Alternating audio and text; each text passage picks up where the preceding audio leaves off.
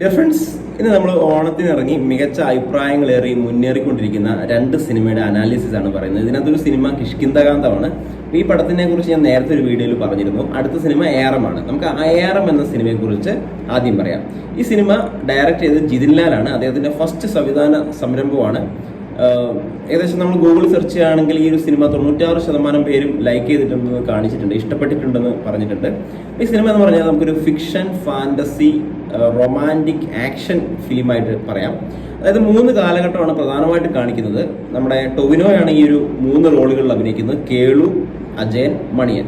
ഇതിനകത്ത് മണിയൻ എന്നുള്ള ക്യാരക്ടർ എന്ന് പറഞ്ഞാൽ ഹൈലി എക്സെൻട്രിക് ആണ്, സൂപ്പറായിട്ട് ചെയ്തിട്ടുണ്ട്. എല്ലാം തന്നെ അടിപൊളിയാണ്. പക്ഷേ പ്രത്യേകിച്ച് എടുത്തു പറയേണ്ടത് മണിയനാണ്. അതുപോലെ സുരഭിയുടെ ക്യാരക്ടറായിട്ടുള്ള മാണിക്യം അടിപൊളിയായിട്ട് ചെയ്തു വെച്ചിട്ടുണ്ട്. നമ്മൾ തിയേറ്ററിൽ ഇരുന്ന് മറ്റുള്ള പ്രേക്ഷകരുടെ കൂടെ കാണുമ്പോൾ ആ കയ്യടി, ആ ഒരു ഓളം, അത് എടുത്ത് പറയാതിരിക്കാൻ വയ്യ. 3Dയിൽ തന്നെ നിങ്ങളത് കാണേണ്ട പടമാണ്.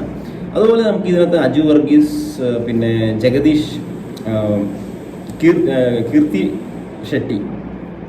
ഷെട്ടി ഒരു റൊമാൻറ്റിക് റോളാണ്. നമ്മുടെ ടൊവിനോയായിട്ടുള്ള ആ റോളുകളൊക്കെ അടിപൊളിയായിട്ട് ചെയ്തിട്ടുണ്ട്, ഒന്നും പറയാനില്ല.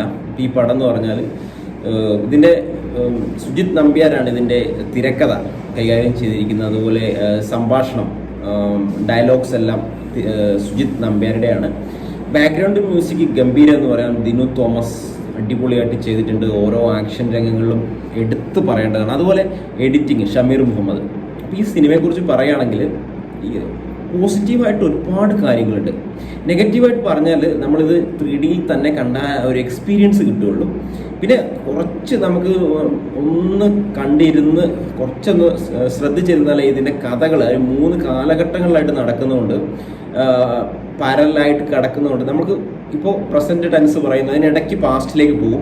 അപ്പോൾ കുറച്ചൊന്ന് ശ്രദ്ധിച്ചിരുന്നാൽ നമുക്ക് ഈ സിനിമയുടെ കാര്യങ്ങൾ മൊത്തമായിട്ട് പിടികിട്ടുള്ളൂ.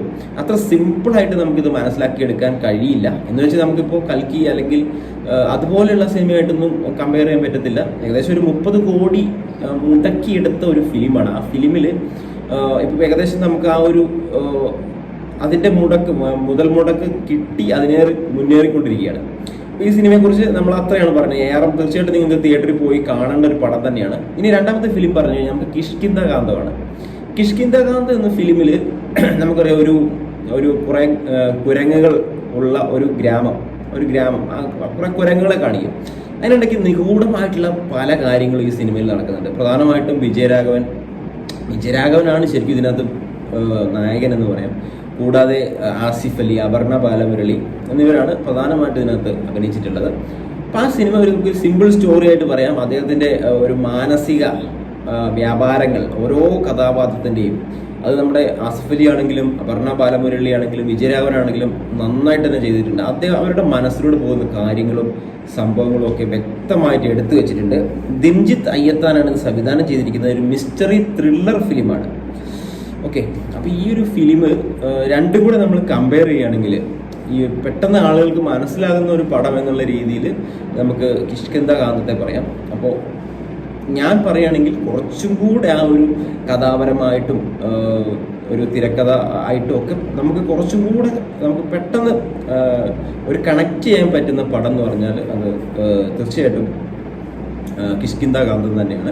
എന്ന് വെച്ചാൽ ഏറം മോശം എന്നല്ല, ഏറം അതിൻ്റെ തൊട്ട് പുറകിൽ തന്നെയുണ്ട്. അപ്പോൾ ഈ 2 ഫിലിമും ഓണത്തിന് ഇറങ്ങിയിട്ടുള്ള അടുത്ത കാലത്ത് ഞാൻ കണ്ടിട്ടുള്ള മികച്ച ഫിലിമുകളാണ്. എൻ്റെ ഒരു അഭിപ്രായമാണ്. അതിനകത്ത് തന്നെ കിഷ്കിന്ധാകാന്തം വളരെ റയറായിട്ട് വരുന്ന ഒരു റയർ മാസ്റ്റർ പീസ് ഫിലിം തന്നെയാണ്. നമ്മുടെ ഈ അടുത്ത കാലത്ത് കണ്ടതിൽ വെച്ച് ഏറ്റവും നല്ല പടം തന്നെയാണ് കിഷ്കിന്ധാകാന്തം. അപ്പോൾ നിങ്ങൾ ഈ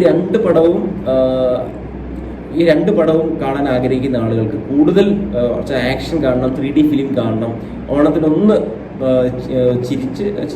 കുറച്ച് സാഹസികമായ രംഗങ്ങളൊക്കെ കാണണമെന്നുണ്ടെങ്കിൽ നിങ്ങൾക്ക് തീർച്ചയായിട്ടും ഏറമിനെ ടിക്കറ്റ് എടുക്കാം.